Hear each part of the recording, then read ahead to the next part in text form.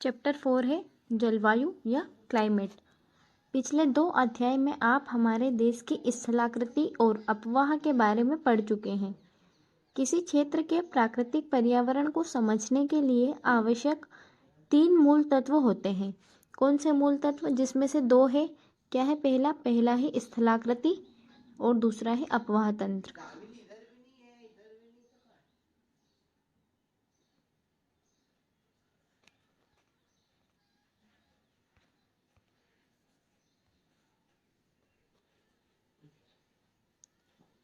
इस अध्याय में आप तीसरे तत्व अर्थात हमारे देश की वायुमंडलीय अवस्था के बारे में पढ़ेंगे। तो इसके 3 तत्व क्या हुए?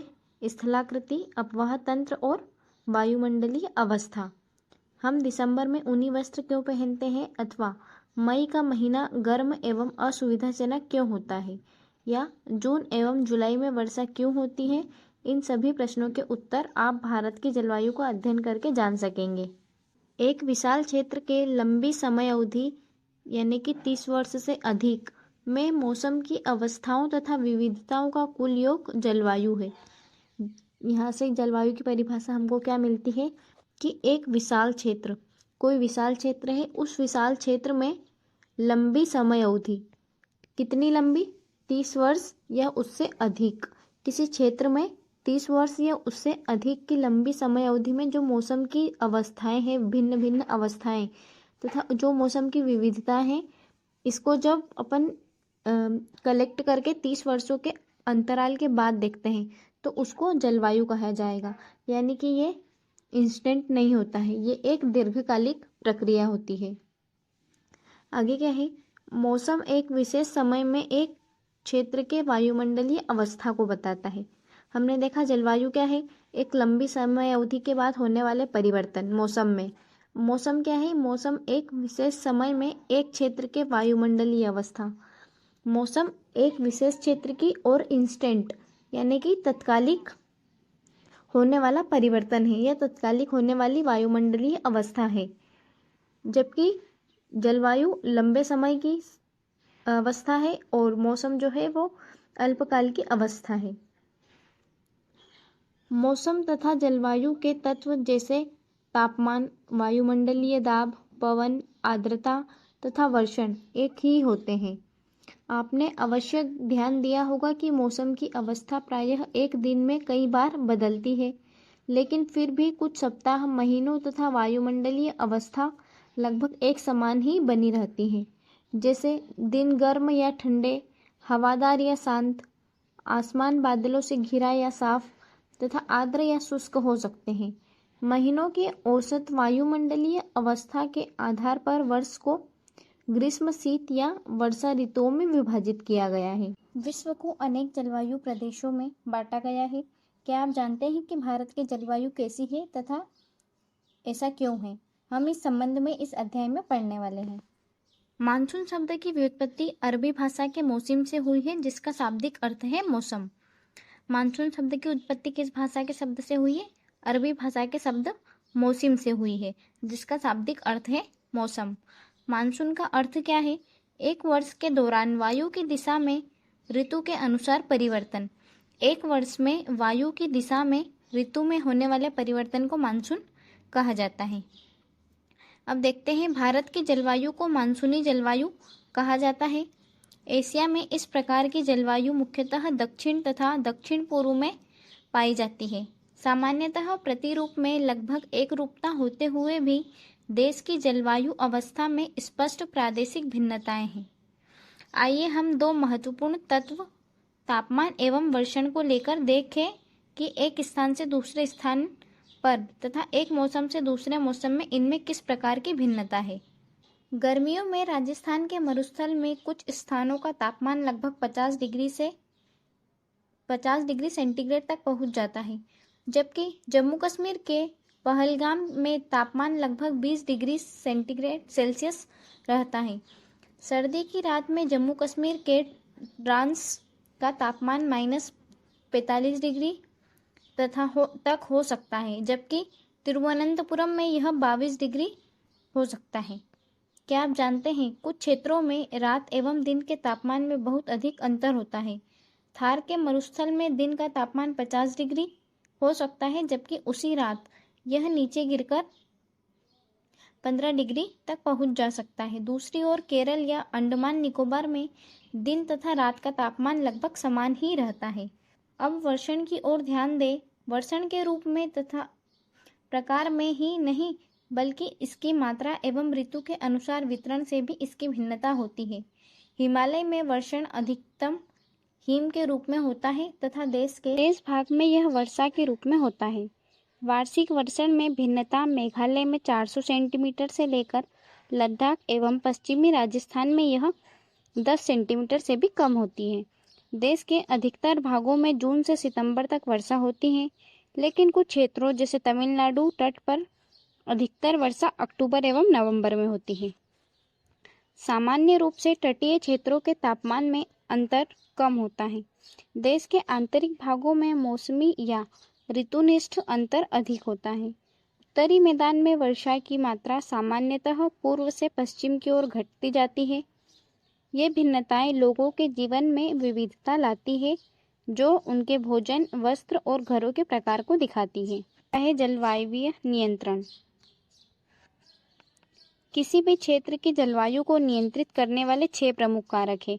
किसी क्षेत्र की जलवायु को क्या क्या चीज़ें प्रभावित करती है या क्या क्या चीज़ें नियंत्रित करती है, ये देखेंगे। अक्षांश, तुंगनता या ऊंचाई, वायु दाब, पवन तंत्र, समुद्र से दूरी, महासागरीय धाराएं तथा उच्चावच लक्षण। पृथ्वी की गोलाई के कारण इसे प्राप्त सौर ऊर्जा की मात्रा अक्षांशों के अनुसार अलग अलग होती है। इसके परिणाम स्वरूप तापमान विषुवत वृत्त से ध्रुवों की ओर सामान्यतः घटता जाता है। अब हम इसको यहाँ पर समझते हैं। ये हमारी पृथ्वी है, जिस पर कुछ पूर्व से पश्चिम रेखाएं खींची गई है, काल्पनिक रेखाएं, जिन्हें लेटिट्यूड या अक्षांश रेखाएं कहा जाता है। पोल से लेकर साउथ पोल तक खींची गई है। इसी क्रम में पृथ्वी के बीचों बीच एक रेखा खींची गई है, जिसे इक्वेटर कहा जाता है, जो पूरी पृथ्वी को 2 गोलार्ध में डिवाइड करती है, उत्तरी गोलार्ध और दक्षिणी गोलार्ध। इसी क्रम में एक 23.5 डिग्री कर अक्षांश खींची हुई है, जिसे ट्रॉपिक ऑफ कैंसर या कर्क रेखा कहा जाता है, और दक्षिण गोलार्ध में 23.5 डिग्री पर एक रेखा खींची गई है, जिसे ट्रॉपिक ऑफ कैप्रिकॉर्न या मकर रेखा कहा जाता है। भारत की अवस्थिति हम देखेंगे। भारत की अवस्थिति है, कर्क रेखा भारत के बीचों बीच से गुजरती है और भारत को 2 भागों में विभाजित करती है। क्या देखा हमने? पृथ्वी की गोलाई के कारण इसे प्राप्त सौर ऊर्जा की मात्रा अक्षांशों के अनुसार अलग अलग होगी। हमने अभी देखा सूर्य का सीधा प्रकाश कर्क रेखा से मकर रेखा तक सीधा पड़ता है सूर्य का प्रकाश पृथ्वी पर, क्योंकि पृथ्वी 23.5 डिग्री झुकी हुई है, जबकि उत्तरी ध्रुव पर या दक्षिणी ध्रुव पर प्रकाश तिरछा पड़ता है। इसीलिए यहाँ पर कहा गया है अक्षांशों के अनुसार सूर्य प्रकाश अलग अलग प्राप्त होता है। इसके परिणाम स्वरूप तापमान विषुवत रेखा से ध्रुवों की ओर सामान्यतः घटता जाता है। इसीलिए क्या होता है, जो तापमान है वह विषुवत या इक्वेटर पर सबसे अधिक, और जैसे जैसे हम ध्रुवों की ओर चलेंगे, ऊपर की ओर या नीचे की ओर चलेंगे, तो तापमान में कमी होती जाएगी, सामान्यतः तापमान घटता जाता है। जब कोई व्यक्ति पृथ्वी की सतह से ऊंचाई की ओर जाता है, तो वायुमंडलीय की सघनता कम हो जाती है तथा तापमान घट जाता है, हम देख चुके हैं। इसलिए पहाड़ियाँ गर्मी के मौसम में ठंडी होती है। किसी भी क्षेत्र का वायु दाब एवं पवन तंत्र उस स्थान के अक्षांश एवं ऊंचाई पर निर्भर करता है। ठीक है, आपको समझ आया होगा कि किसी भी क्षेत्र का जो वायु दाब है और वहाँ का जो पवन तंत्र है, वह उस स्थान की अक्षांश, यानी कि वह स्थान किस अक्षांश पर स्थित है इस पर, और किस ऊंचाई पर स्थित है इस पर निर्भर करती है। इस प्रकार यह तापमान एवं वर्षा के वितरण को प्रभावित करता है। समुद्र का जलवायु पर समकारी प्रभाव पड़ता है। जैसे जैसे समुद्र से दूरी बढ़ती है, यह प्रभाव कम हो जाता है एवं लोग विषम मौसमी अवस्थाओं को महसूस करते हैं।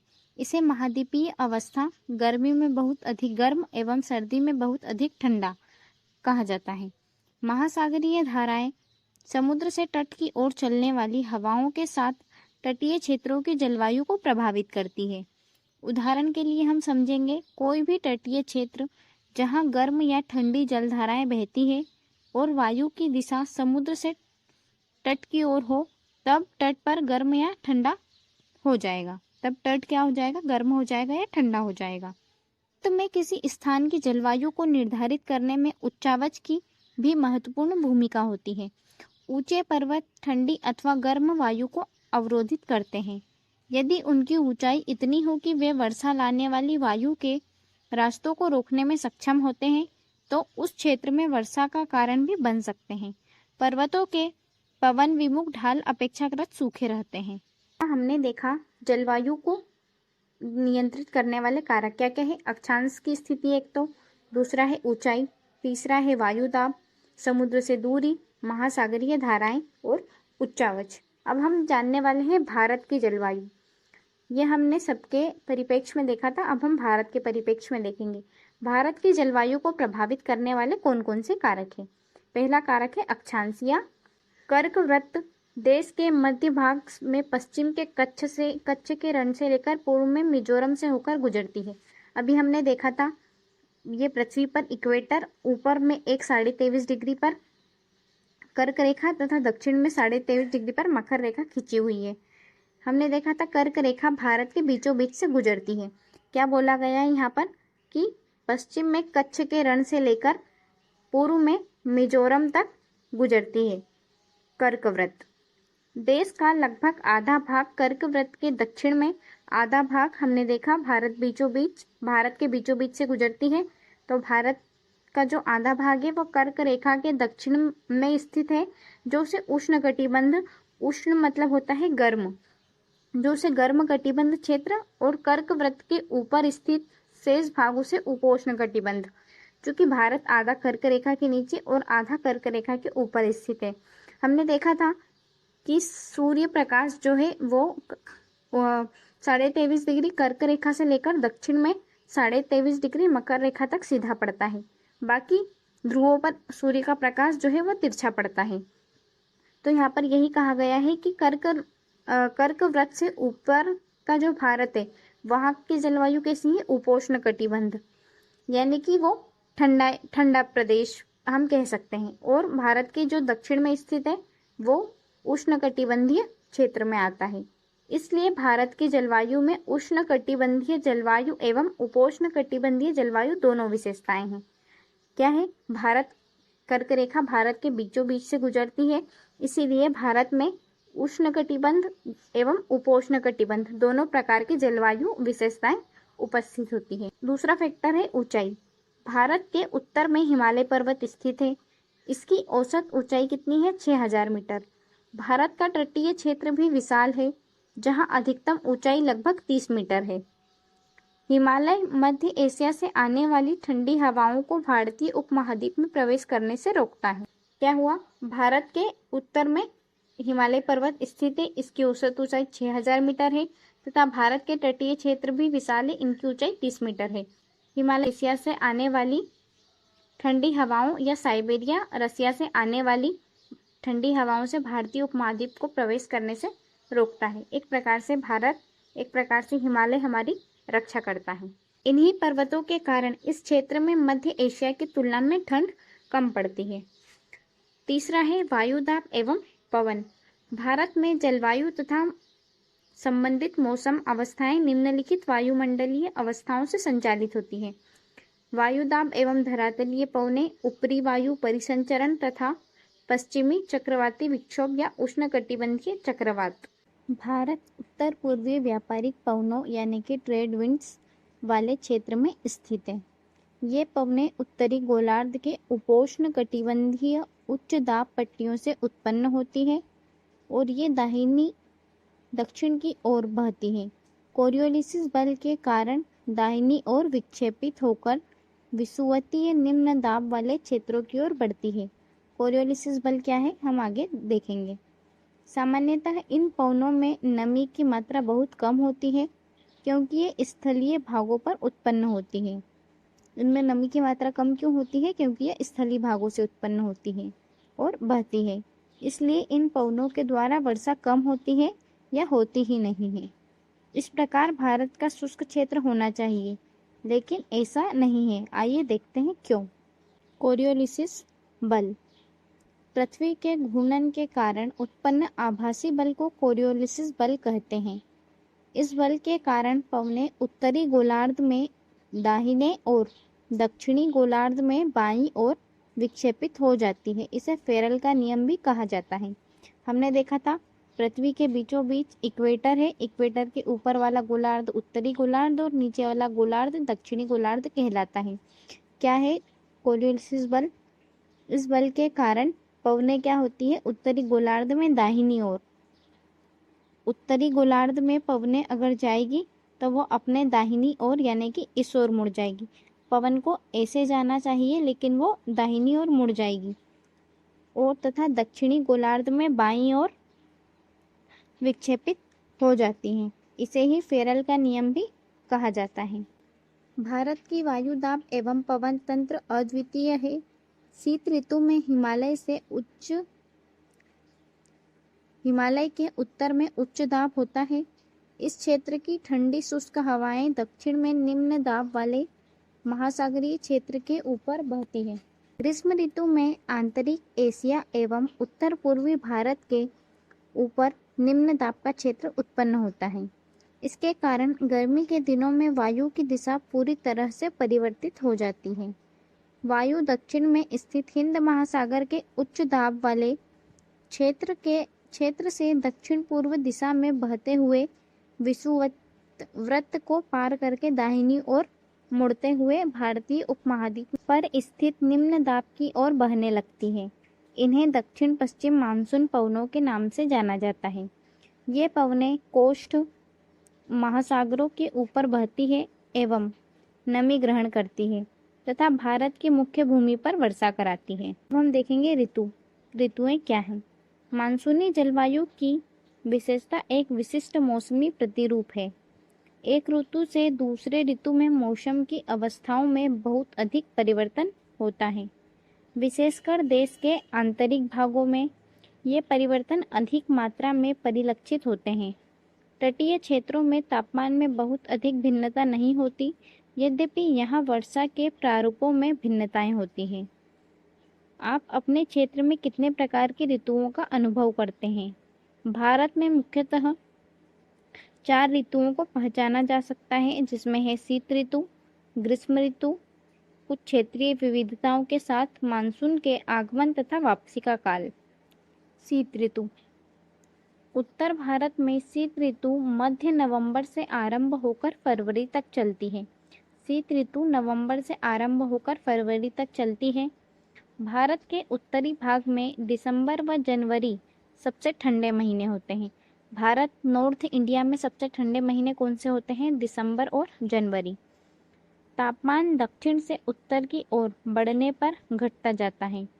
जब हम दक्षिण से उत्तर की ओर बढ़ते हैं तो तापमान घटने लगता है। पूर्वी तट पर चेन्नई का औसत तापमान 24 डिग्री सेल्सियस से 25 डिग्री सेल्सियस के बीच होता है, जबकि उत्तरी सरकार में यह 10 डिग्री सेल्सियस से 15 डिग्री सेल्सियस के बीच होता है। दिन गर्म तथा रातें ठंडी होती है। उत्तर में तुषारपात सामान्य है तथा हिमालय के ऊपरी ढालों पर हिमपात होता है। इस ऋतु में देश में उत्तर पूर्वी व्यापारिक पवनें प्रवाहित होती हैं, ट्रेड विंड्स, जिनके बारे में हम पीछे देख चुके हैं। ये स्थल से समुद्र की ओर बहती है तथा इसलिए देश के अधिकतर भागों में शुष्क मौसम होता है, क्योंकि व्यापारिक पवनों में नमी कम होती है।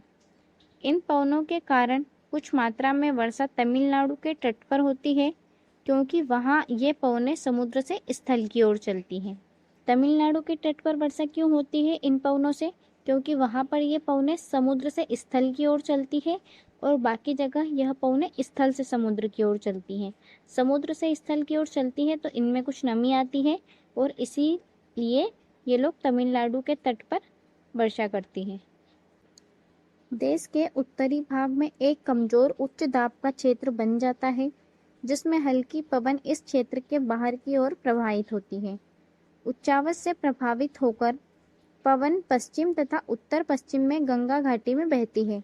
सामान्यतः इस मौसम में आसमान साफ तापमान तथा आर्द्रता कम एवं पवनें शिथिल तथा परिवर्तित होती हैं। शीत ऋतु में उत्तरी मैदान में पश्चिमी एवं उत्तर पश्चिम से चक्रवाती विक्षोभ का अंतर्वाह विशेष लक्षण है। यह कम दाब वाली प्रणाली भूमध्य सागर एवं पश्चिम एशिया के ऊपर उत्पन्न होती हैं तथा पश्चिमी पवनों के साथ भारत में प्रवेश करती हैं। इस कारण शीतकाल के मैदानों में वर्षा होती है तथा पर्वतों पर हिमपात होता है, जिसकी उस समय बहुत अधिक आवश्यकता होती है। यद्यपि शीतकाल में वर्षा, जिसे स्थानीय तौर पर महावट या मावठा कहा जाता है, की कुल क्षमता कम होती है, लेकिन ये रबी की फसल के लिए बहुत ही महत्वपूर्ण होता है। मावठा किस फसल के लिए लाभदायक है? तो मावठा रबी की फसल के लिए लाभदायक होता है। प्रायद्वीपीय भारत में शीत ऋतु स्पष्ट नहीं होती। समुद्री पवनों के प्रभाव के कारण शीत ऋतु में भी यहाँ तापमान के प्रारूप में न के बराबर परिवर्तन होता है। अगली है ग्रीष्म ऋतु। सूर्य के उत्तर की ओर आभासी गति के कारण भूमंडलीय ताप पट्टी उत्तर की तरफ खिसक जाती है, यानी कि डोलड्रम। मार्च से मई तक भारत में ग्रीष्म ऋतु होती है। मार्च से लेकर मई तक भारत में ग्रीष्म ऋतु होती है।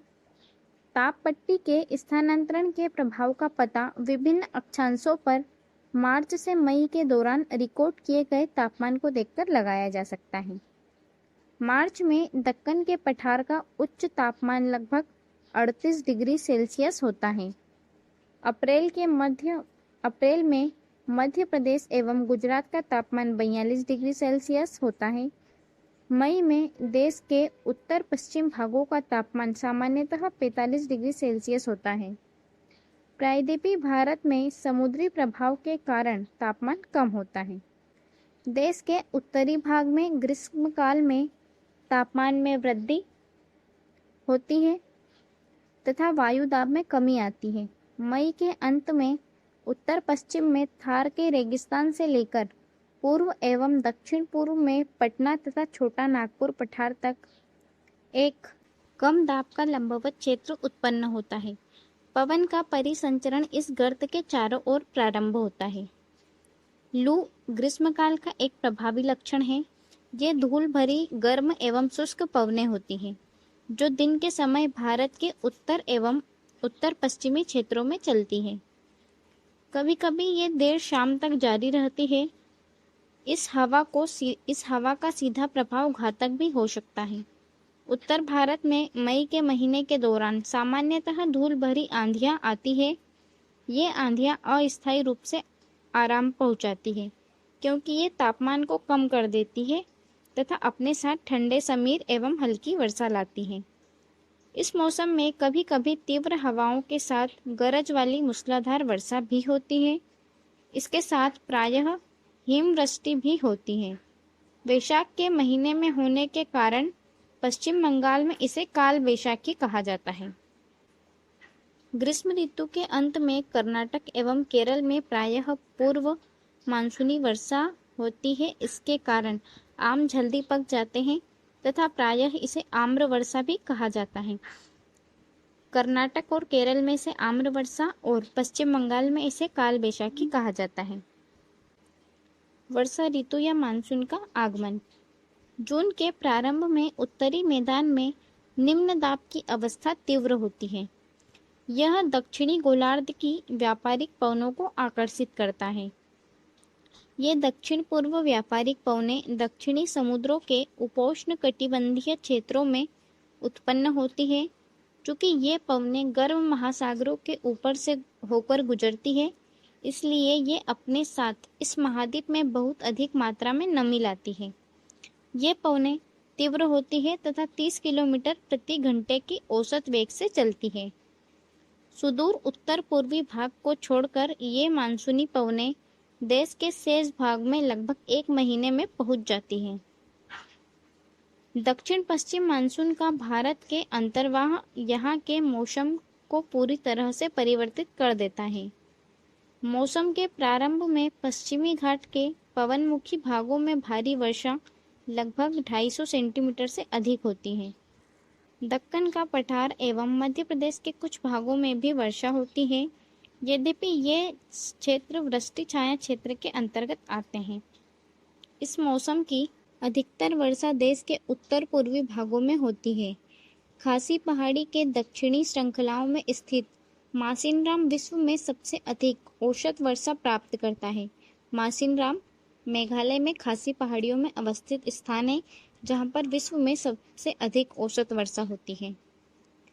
गंगा की घाटी में पूर्व से पश्चिम की ओर वर्षा की मात्रा घटती जाती है।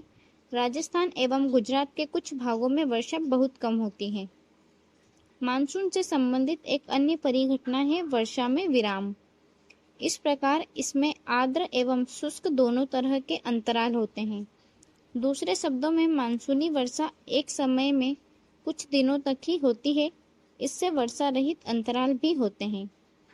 मानसून में आने वाले ये विराम मानसूनी गर्त की गति से संबंधित होते हैं।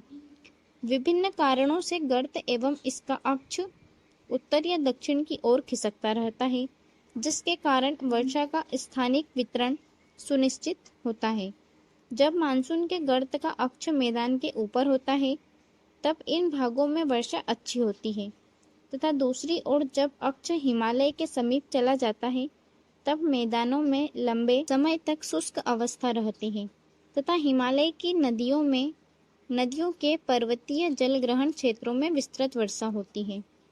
इस भारी वर्षा के कारण मैदानी क्षेत्रों में विनाशकारी बाढ़ आती है एवं जान माल की भारी क्षति होती है। उष्णकटिबंधीय निम्न दाब की तीव्रता एवं आवृत्ति भी मानसूनी वर्षा की मात्रा एवं समय को निर्धारित करती है। यह निम्न दाब का क्षेत्र बंगाल की खाड़ी के ऊपर बनता है तथा मुख्य स्थलीय भाग को पार कर जाता है। यह गर्त निम्न दाब के मानसूनी गर्त के अक्ष के अनुसार होता है। मानसून को इसकी अनिश्चितता के लिए जाना जाता है। शुष्क एवं आर्द्र स्थितियों की तीव्रता, आवृत्ति एवं समय काल में भिन्न होती है। इसके कारण यदि एक भाग से बाढ़ आती है तो दूसरे भाग में सूखा पड़ता है।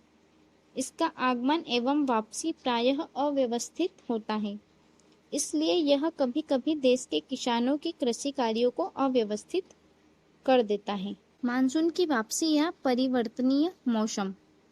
अक्टूबर नवंबर के दौरान दक्षिण की तरफ सूर्य के आभासी गति के कारण मानसून गर्त या निम्न दाब वाला गर्त उत्तरी मैदान के ऊपर शिथिल होता है एवं धीरे धीरे उच्च दाब प्रणाली इसका स्थान ले लेती है। दक्षिण पश्चिम मानसून शिथिल हो जाते हैं तथा धीरे धीरे पीछे की ओर हटने लगते हैं। अक्टूबर के प्रारंभ में मानसून पवनें उत्तर के मैदान से हट जाती हैं। अक्टूबर एवं नवंबर का महीना गर्म वर्षा ऋतु से शीत ऋतु में परिवर्तन का काल होता है। मानसून की वापसी से होने से आसमान साफ एवं तापमान में वृद्धि हो जाती है। दिन का तापमान उच्च जबकि रातें ठंडी और सुहावनी होती हैं। स्थल अभी भी आर्द्र होते हैं। उच्च तापमान एवं आर्द्रता वाली अवस्था के कारण दिन का मौसम असह्य हो जाता है। इसे सामान्यतः क्वार की उमस के नाम से भी जाना जाता है। अक्टूबर के उत्तरार्ध में विशेषकर उत्तरी भारत के तापमान में तेजी से गिरने लगता है। मासिनराम विश्व में सबसे अधिक वर्षा वाला क्षेत्र तथा स्टेलेग्माइट एवं स्टेलेक्टाइट गुफाओं के लिए प्रसिद्ध स्थल है। नवंबर के प्रारंभ में उत्तर पश्चिम भारत के ऊपर निम्न दाब वाली अवस्था बंगाल की खाड़ी पर स्थानांतरित हो जाती है। यह स्थानांतरण चक्रवाती निम्न दाब से संबंधित होता है, जो कि अंडमान सागर के ऊपर उत्पन्न होता है। ये चक्रवात सामान्यतः भारत के पूर्वी तट को पार करते हैं, जिसके कारण व्यापक एवं भारी वर्षा होती है। ये उष्णकटिबंधीय चक्रवात प्रायः विनाशकारी होते हैं। गोदावरी, कृष्णा एवं कावेरी नदियों की सघन आबादी वाले डेल्टा प्रदेशों में अक्सर चक्रवात आते हैं, जिसके कारण बड़े पैमाने पर जान माल की क्षति होती है। कभी कभी ये चक्रवात उड़ीसा, पश्चिम बंगाल एवं बांग्लादेश के तटीय क्षेत्रों में भी पहुंच जाते हैं। कोरोमंडल तट पर अधिकतर वर्षा इन्हीं चक्रवातों व अवसादों से होती है। वर्षा का वितरण। पश्चिमी तट के भागों एवं उत्तर पूर्वी भारत में लगभग 400 सेंटीमीटर वार्षिक वर्षा होती है, किंतु पश्चिमी राजस्थान एवं इससे सटे पंजाब, हरियाणा, गुजरात के भागों में 60 सेंटीमीटर से भी कम वर्षा होती है। दक्षिणी पठार के आंतरिक भागों एवं सह्याद्री के पूर्व में भी वर्षा की मात्रा समान रूप से कम होती है। इन क्षेत्रों में वर्षा की मात्रा कम क्यों होती है? जम्मू कश्मीर के लेह में भी वर्षण की मात्रा काफ़ी कम होती है। देश के शेष हिस्से में वर्षा की मात्रा मध्यम रहती है। हिमपात हिमालयी क्षेत्रों तक ही सीमित होता है। मानसून की प्रकृति के परिणाम स्वरूप एक वर्ष से दूसरे वर्ष होने वाले वार्षिक वर्षा की मात्रा में भिन्नता होती है। वर्षा की विषमता निम्न वर्षा वाले क्षेत्र जैसे राजस्थान, गुजरात के कुछ भाग तथा पश्चिमी घाटों के वृष्टि छाया प्रदेशों में अधिक पाई जाती है।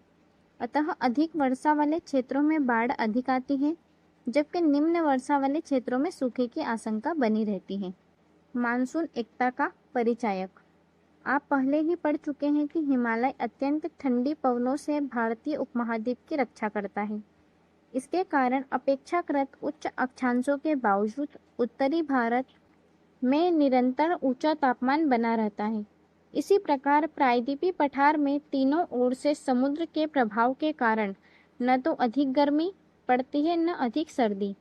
इस समकारी प्रभाव के कारण तापमान की दिशाओं में बहुत कम अंतर पाए जाते हैं, परंतु फिर भी भारतीय प्रायद्वीप पर मानसून की एकता का प्रभाव भी स्पष्ट रूप से दिखाई देता है।